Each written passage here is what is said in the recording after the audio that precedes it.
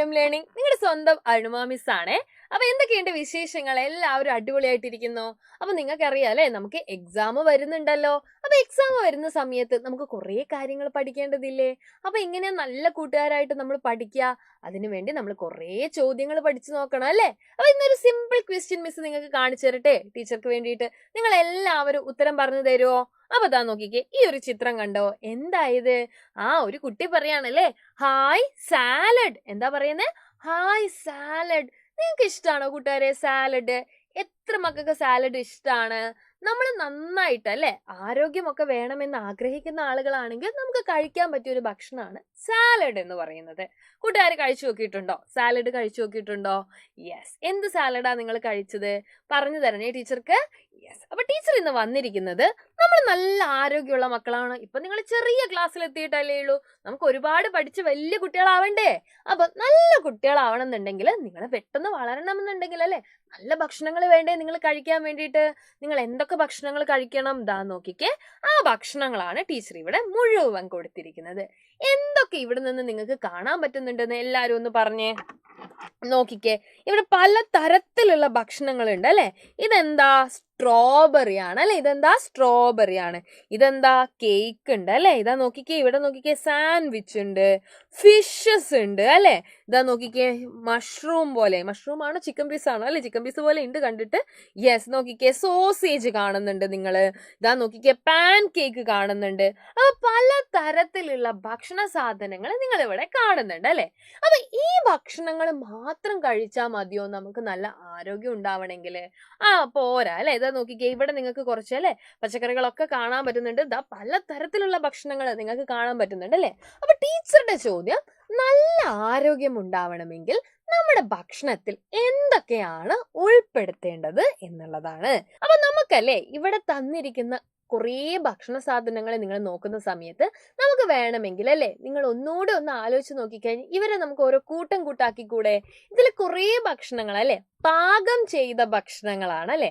പാകം ചെയ്ത ഭക്ഷണങ്ങൾ എന്ന് പറഞ്ഞാൽ എന്താണ്? നമ്മൾ ആ ഭക്ഷണങ്ങൾ അടുപ്പിൽ വെച്ചിട്ട് എന്ത് ചെയ്തു? പാകം ചെയ്തിട്ടുണ്ട്. എന്നാൽ എല്ലാ ഭക്ഷണങ്ങളും പാകം ചെയ്തതാണോ? ഇവിടെ നോക്കിക്കേ നിങ്ങള്, എല്ലാ ഭക്ഷണങ്ങളും ഒന്നും പാകം ചെയ്തതല്ല അല്ലെ. അപ്പൊ പാകം ചെയ്ത ഭക്ഷണങ്ങളും ഉണ്ട്, പാകം ചെയ്യാത്ത ഭക്ഷണങ്ങളും ഉണ്ട് എന്ന് പറഞ്ഞാൽ ടീച്ചർ ഒരിക്കൽ കൂടെ പറഞ്ഞു തരാം. നമ്മൾ എന്ത് ചെയ്തു? നമുക്ക് ഷോപ്പിൽ നിന്ന് വാങ്ങിയ പോലെ ഇവിടെ കാണാൻ പറ്റുന്ന കുറച്ച് ആൾക്കാരും ഉണ്ട്.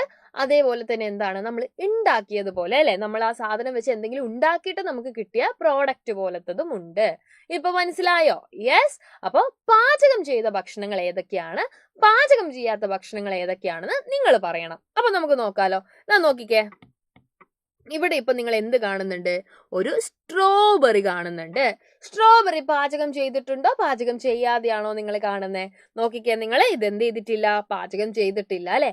അതേസമയം ഈ കേക്കിനെ നോക്കണേ നിങ്ങള്. കേക്ക് എന്ത് ചെയ്തിട്ടുണ്ട്? കേക്ക് ഉണ്ടാക്കണം എന്നുണ്ടെങ്കിൽ അല്ലെ, നമ്മൾ ഫുഡ് എന്ത് ചെയ്യണം? പാചകം ചെയ്യേണ്ടതുണ്ട്. ഇനി ഇത് നോക്കിക്കേ, ഇവിടെ എന്താ നിങ്ങൾ കാണുന്നത്? ഇവിടെ ഒരു ചെമ്മീൻ കാണുന്നുണ്ട് അല്ലെ. പ്രോൺസ് കാണുന്നില്ലേ നിങ്ങള്? അതേപോലെ തന്നെ ഇവിടെ ഒരു മീനിനെ കാണുന്നില്ലേ? ഇത് രണ്ടും നിങ്ങൾ എന്ത് ചെയ്തിട്ടുണ്ടോ? പാചകം ചെയ്തിട്ടുണ്ടോ? ഇല്ല അല്ലെ, പാചകം ചെയ്തിട്ടില്ല.